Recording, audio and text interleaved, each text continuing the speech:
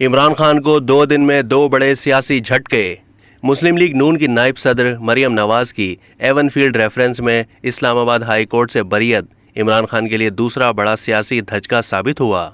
इमरान खान की अमरीकी साजिश और इम्पोर्टेड हुकूमत के बयानिए ने उनकी ऑडियो लीक से दम तोड़ दिया था।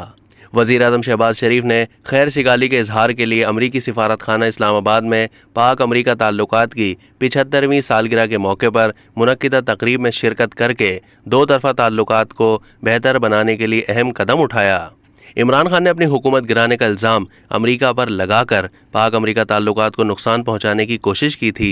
अब मरियम नवाज की बरीयत से उनके चोर डाकू के बयानी के गुब्बारे से भी हवा निकल गई है। 2 दिनों में इमरान खान को 2 बड़े सियासी झटके लगे हैं, जिससे उनके कारकुनों का मोराल डाउन हुआ है। खुद इमरान खान पहले मायूसी का शिकार हैं कि एक तो वो नवंबर 2022 में इलेक्शन कराने के लिए चलाई गई मुहिम में नाकाम हुए, दूसरे वज़ीर आज़म शहबाज शरीफ को आलमी सतह पर जो पजीराई मिल रही है उसके नतीजे में उनकी हुकूमत सियासी और माशी तौर पर मुस्तहकम हो गई है। अब तक के लिए इतना ही। मज़ीद मालूमात के लिए डेली जंग के यूट्यूब चैनल को सब्सक्राइब कीजिए।